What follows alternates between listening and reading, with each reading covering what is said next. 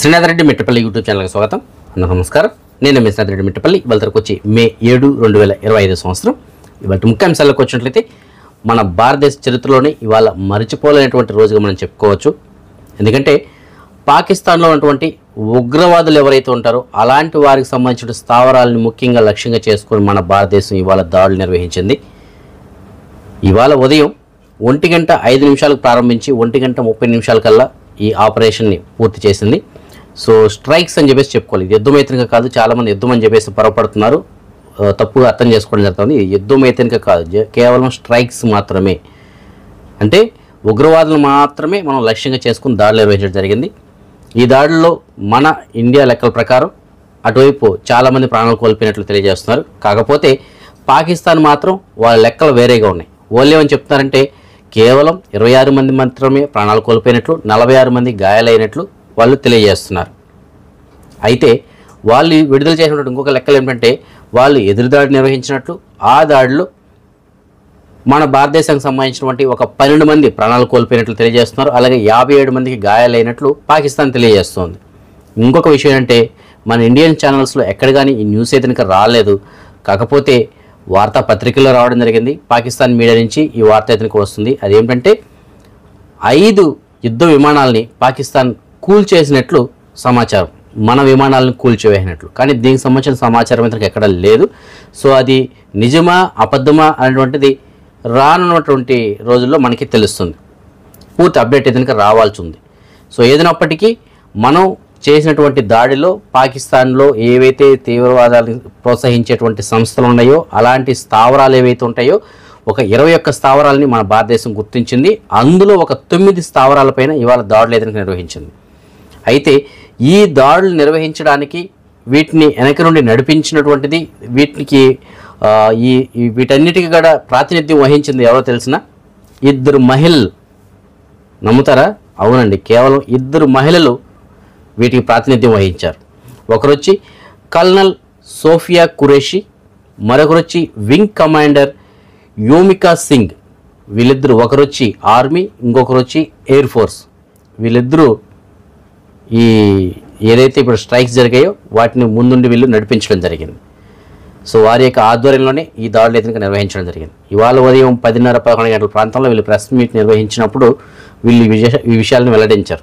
మేము పాకిస్తాన్లో కేవలం ఉగ్రవాద పెంచి పోషిస్తున్నటువంటి సంస్థలు ఏవైతే ఉన్నాయో అలాంటి ఉగ్రవాద సంస్థలు ఉన్నటువంటి ప్లేసెస్ ఏవైతే ఉన్నాయో వాటిని మాత్రమే మేము లక్ష్యంగా చేసుకుని దాడులు నిర్వహించడం తప్ప సామాన్య ప్రజలు కానీ, అక్కడ ఆర్మీ కానీ, పోలీసులు కానీ ఇలాంటి వాళ్ళకి ఎవరికి కానీ హాని తలపెట్టాలని చెప్పేసి ఉద్దేశం ఇతరులకు మాది కాదు. అలాంటి వాటిని మేము లక్ష్యంగా చేసుకోలేదు. కేవలం ఈ ఉగ్రవాద కార్యకలాపాలు నిర్వహించేటువంటి సంస్థలు ఏవైతే ఉన్నాయో వాటి యొక్క స్థావరాలు ఏవైతే ఉన్నాయో వాటిని మాత్రమే లక్ష్యంగా చేసుకొని మేము దాడులు నిర్వహించాలని చెప్పేసి వాళ్ళు తెలియజేయడం జరిగింది. ఈ విషయంలో మనం హ్యాట్స్ ఆఫ్ చెప్పాలి మన గవర్నమెంట్కి. ఎందుకంటే వాళ్ళు చేసినటువంటి పని మనం కూడా చేసినట్లయితే వాళ్ళకి మనకి తేడా ఉండదు. కాబట్టి మనం చేసేటువంటి దాంట్లో ఏదైనా సరే న్యాయం ఉండాలి. సో ఆ విధంగా మనం ప్రభుత్వం ఎదురుగా నిర్ణయం తీసుకున్నది. ఎందుకంటే వాళ్ళు మన దేశంలో అమాయక ప్రజలను లక్ష్యంగా చేసుకుని దాడులు నిర్వహిస్తూ ఉంటారు. మొన్నటికి జరిగినటువంటి దాడిలో మీరు చూశారు కదా, 26 మంది ప్రాణాలు కోల్పోయారు. అందరూ టూరిస్టులు పాపం. అలాంటి వారిని పట్టున పెట్టుకున్నారు. అంతకుముందు జరిగినటువంటి దాడులు కూడా అమాయకులే ఎక్కువ మంది ప్రాణాలు కోల్పోతుంది. వారికి ఎలాంటి సంబంధం ఉండదు వీటిలో.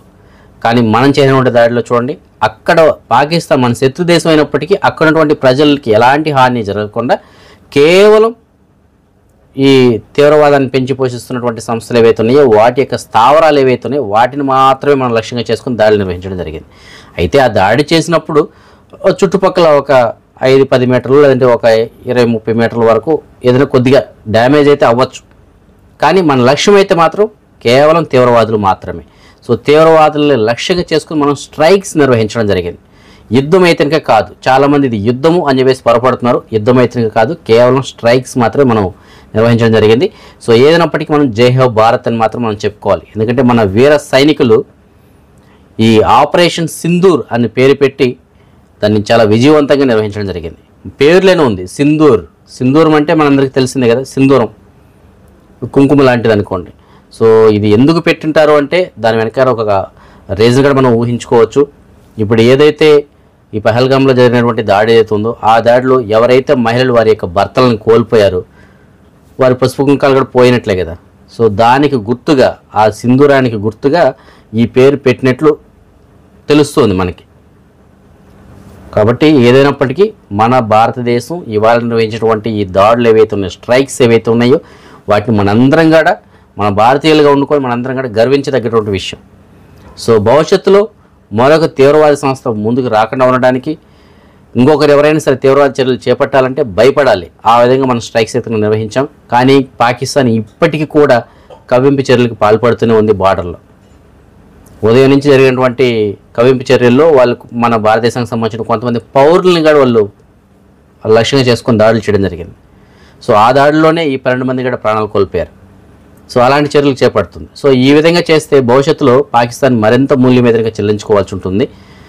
మరి చూడాలి, భవిష్యత్తులో దీనికి సంబంధించినటువంటి మరిన్ని అప్డేట్స్ అయితే రానున్నాయి. వచ్చిన తర్వాత మీకు నేను తెలియజేస్తాను. ఇక మనం కువైట్కి సంబంధించిన అప్డేట్స్ విషయానికి వచ్చినట్లయితే, కైతాన్ ప్రాంతంలోని ఒక బిల్డింగ్ పై భాగంలో 2 మృతదేహాలు లభించాయి. అవి కూడా ఏషియన్ దేశాలకు సంబంధించిన వాళ్ళవి అని చెప్పేసి తెలియజేస్తున్నారు. ఆ బిల్డింగ్ యొక్క వాచ్మ్యాన్ ఎవరైతే ఉన్నారో అతను ఆ మృతదేహాలను గుర్తించి భద్రతా అధికారులకి సమాచారం అనేది అందించారు. వాళ్ళు అక్కడికి చేరుకొని ఆ బాడీలను స్వాధీనం చేసుకుని ఫారెన్సిక్ డిపార్ట్మెంట్కి అయితే తరలించారు. అయితే ఈ మరణాలకు గల కారణాలు ఏమిటి, ఆ మృతదేహాలు అక్కడ ఎందుకున్నాయి, ఎవరైనా ఏదైనా చేసి అక్కడ మృతదేహాలను పడేశారా, లేదంటే వాళ్ళు ఏదైనా ఆత్మహత్య చేసుకున్నారా, వీటన్నిటికి సంబంధించిన వివరాలు అయితే ఇంకా తెలియాల్సి ఉంది. ఫారెన్సిక్ డిపార్ట్మెంట్ వాళ్ళు దీనికి సంబంధించిన రిపోర్ట్ ఇచ్చిన తర్వాత దీనికి సంబంధించిన వివరాలు తెలియడానికి అవకాశం ఉంది. గతంలో మనం ఒక వీడియోలో చెప్పుకోవడం జరిగింది, కువైట్ ఇంటర్నేషనల్ ఎయిర్పోర్ట్లో బయట దేశాల నుంచి కువైట్కి అక్రమంగా వస్తున్నటువంటి మాదద్రవ్యాలతో కూడినటువంటి బ్యాగులని చెక్ చేయకుండా బయటికి పంపించారు అక్కడ ఉన్నటువంటి కస్టమ్స్ అధికారులు. అంటే వాళ్ళు సహకరించి వాటిని కువైట్ లోపలికి ఎంట్రీ ఇవ్వడం జరిగింది అని చెప్పేసి మనం చెప్పుకోవడం జరిగింది. దానికి సంబంధించినటువంటి విషయాలు బయటపడడంతో ఆ బ్యాగులు ఎక్కడికి వెళ్ళాయి, ఎక్కడున్నాయి అనేది గుర్తించి వాటిని స్వాధీనం చేసుకున్నారు. దీనిపైన ప్రస్తుతానికి న్యాయస్థానం పూర్తి విచారణ జరిపిన తర్వాత తీర్పు ఇతనికే ఇచ్చింది. సో అప్పుడు జరిగినటువంటి సంఘటన ఏంటి, బయట దేశాల నుంచి కొన్ని ఒక పెద్ద సైజులో ఉన్నటువంటి ఒక 3 బ్యాగులు ఇతనికి వచ్చాయి. సో ఆ 3 బ్యాగులని కస్టమ్స్ వాళ్ళు తనిఖీ చేయకుండానే లోపలికి ఎంట్రీ ఇచ్చారనమాట. ఎందుకంటే ఆ అధికారి ఒక్కొక్క బ్యాగ్కి సుమారుగా 10,000 కువైట్ దినార్ లంచం కింద తీసుకొని ఆ బ్యాగులను లోపలికి వదిలేశాడు. అయితే దీనికి సంబంధించినటువంటి నిఘా కెమెరాల ద్వారా ఇది ఎక్కడో ఏదో తప్పు జరిగిందని చెప్పేసి గుర్తించిన తర్వాత ఇవి ఎక్కడికి తీసుకెళ్ళారంటే చెప్పేసి మొత్తం అంతగా వీళ్ళు జల్లెడ పడితే తెలియదు అంటే ఫైనల్గా వాటిని కువైట్కి సుదూర ప్రాంతంలో ఉన్నటువంటి ఈ ఎడారి ప్రాంతాల్లో ఉన్నటువంటి ఖైమాలు ఏవైతే ఉంటాయో అలాంటి చోట ఈ ఒంటెల శాలలు ఏవైతే ఉంటాయో అలాంటి ఒక ఒంటెల శాలను ఒక లోపల దాచిపెట్టారు. తవ్వేసి లోపల భూమి లోపల పెట్టేసి పైన ఏమీ తెలియనట్టు మళ్ళీ మట్టి కప్పేసి చాలా పకడ్బందీగా చేసి పెట్టారు. అయితే వీళ్ళు పక్కా సమాచారం అందింది కదా, నేరుగా వెళ్ళి రెడ్ హ్యాండెడ్గా మొత్తం అంతా కూడా స్వాధీనం చేసుకున్నారు. అయితే అప్పటికే వీటికి ముఖ్య కారకుడైనటువంటి కువైట్ పౌరుడు దేశం విడిచి పారిపోవడం జరిగింది. కస్టమ్స్ అధికారులు మాత్రం అదుపులో తీసుకున్నారు. దీనిపైన పూర్తి విచారణ జరిపిన తర్వాత ఒకరికి వచ్చి 15 సంవత్సరాలు, ఇంకొకరికి వచ్చి 17 సంవత్సరాలు జైలు శిక్ష అతనికి విధిస్తున్నట్లు న్యాయస్థానం తీర్పునిచ్చింది. అలాగే భారీగానే జరిమానాలు కూడా విధించినట్లు తెలుస్తుంది. కువైట్లో ఈ మధ్యకాలంలో ఎవరైతే అక్రమంగా మద్యం మాదరవ్యాలు కలిగి ఉంటారో అలాంటి వారిని లక్ష్యంగా చేసుకుని భద్రతా అధికారులు దాడులు నిర్వహిస్తున్నారు. అందులో భాగంగా ఫహిల్ ప్రాంతంలో ఒక 2 ఏషియన్ వ్యక్తులు అక్రమంగా మద్యం కలిగి ఉన్నారని చెప్పేసి అదుపులో తీసుకున్నారు. వారి దగ్గర నుంచి సుమారుగా 917 మద్యం బాటిల్ని స్వాధీనం చేసుకున్నారు. ఈ ప్రవాసీలు ఏం చేస్తున్నారంటే ముఖ్యంగా ఫహిల్, మంగప్, అలాగే మహబూలా ఈ ప్రాంతాల లక్ష్యంగా చేసుకుని అక్కడ ఉన్న వాళ్ళకి వీళ్ళు మద్యం సరఫరా చేయడం జరుగుతూ ఉంటుంది. సో ప్రస్తుతానికి వారిని అదుపులో తీసుకున్నారు. ఆ మద్యం బాటిల్ కూడా స్వాధీనం చేసుకున్నారు. వీరిపైన చట్టపరమైన చర్యలు తీసుకోవడం కోసం సంబంధిత విభాగాలకి రెఫర్ చేశారు. కువైట్కి సంబంధించినటువంటి భద్రతా అధికారులు కువైట్లో ఎవరైతే నివాస మరియు కార్మిక చట్టాలను ఉల్లంఘించుంటారో అలాంటి వారిని లక్ష్యంగా చేసుకుని తనిఖీలు నిర్వహించి వారిని దేశ బహిష్కరణ చేస్తున్నారు కదా. ఇందులో భాగంగా కేవలం ఒకే ఒక్క రోజులోనే 329 మందిని దేశ బహిష్కరణ చేసినట్లు తెలియజేస్తున్నారు. ఆదివారం రోజున కువైట్ వ్యాప్తంగా వీళ్ళు నిర్వహించిన తనిఖీల్లో భాగంగా 329 మందిని దేశ బహిష్కరణ చేయాలని తెలియజేస్తున్నారు. ఆ 329 మందిలో 173 మంది ఆడవారు ఉండగా 156 మంది వచ్చి మగవాళ్ళు ఉన్నారు. సో వీళ్ళలో ఎక్కువ శాతం మంది నివాస మరియు కార్మిక చట్టాన్ని ఉల్లంఘించిన వాళ్ళు ఉన్నారు. అలాగే మద్యం మాదరవ్యాల కేసులో పట్టుబడిన వాళ్ళు కూడా ఉన్నారు. ఈ 329 మంది కూడా ప్రస్తుతానికి బహిష్కరణ కేంద్రాలు ఉన్నారు. వీళ్ళని త్వరగా వాళ్ళని దేశం నుంచి బహిష్కరించబోతున్నారు. అంటే ఆల్రెడీ బహిష్కరించారు, కాకపోతే బహిష్కరణ కేంద్రాల నుంచి ఇంకో వాళ్ళు వెళ్ళవలసి ఉంది. సో ఈ విధంగా ఒకే ఒక్క రోజులో 329 మందిని దేశ బహిష్కరణ చేశారు. సో కువైట్ తనిఖీలు లేవని మాత్రం అనుకోకండి, తనిఖీలు నిర్వహిస్తూనే ఉన్నారు. కువైట్ వ్యాప్తంగా అన్ని గవర్నరేట్లోనూ తనిఖీలు ఎదురుగా జరుగుతూనే ఉన్నాయి. సో పట్టుబడితే మాత్రం గతంలో కాదు, ఇప్పుడు డైరెక్ట్గా దేశ బహిష్కరణ. కాబట్టి కొద్దిగా ఇలాంటి విషయాల్లో మాత్రం మనం జాగ్రత్తగా ఉంటే మంచిది. కువైట్లో ఇవాల్టి వాతావరణం మనం చూసుకున్నట్లయితే కొద్దిగా చెదురుముదురుగానే ఉండిందని చెప్పేసి మనం చెప్పుకోవాలి. కొద్దిగా మేఘావతం ఉంది, అలాగే ఎండ ఉండింది, అలాగే గాలులు ఉన్నాయి, లైట్గా దుమ్ముగడ ఉంది. అయితే వాతావరణ శాఖ వాళ్ళు తెలియజేసిన సమాచారం మేరకు రేపటి నుంచి శనివారం వరకు బలమైనటువంటి గాలులు వేయడానికి అవకాశం ఉంటుంది, అలాగే దుమ్ముగడ ఉండడానికి అవకాశం ఉంటుందని చెప్పేసి తెలియజేస్తున్నారు. మరి ఎలా ఉంటుందో చూడాలి. కానీ వాళ్ళు నిన్నటి నుంచే అన్నారు, కానీ నిన్న కొద్దిగా బాగానే ఉండింది, ఇవాళ కొద్దిగా లైట్గా స్టార్ట్ అయింది. మరి శనివారం వరకు అంటున్నారు. మరి 2-3 రోజుల్లో ఎలా ఉంటుందో మరి చూడాలి. కానీ మనమైతే తగినటువంటి జాగ్రత్తలు అయితే తీసుకోవడం మంచిది. ఎందుకంటే వాతావరణం అనేటువంటిది ఏ రోజు ఎలా ఉంటుందో చెప్పలేం. వాతావరణ శాఖ వాళ్ళు ఇవాళ ఏదైనా ఒకటి వస్తుందని చెప్తే అది 100% వస్తుందని చెప్పలేం, అలాగే రాదు అని చెప్పేసి మనం చెప్పలేం. కాబట్టి ముందు జాగ్రత్తగా మనం కొద్దిగా జాగ్రత్తలు తీసుకుంటే మాత్రం మంచిది. మన సబ్స్క్రైబర్ ఒకరు మనకి మెసేజ్ పెట్టారు. ఆయన కువైట్లోని జహరా ప్రాంతంలో ఆయనకు సంబంధించినటువంటి పర్సును పోగొట్టుకున్నారంట.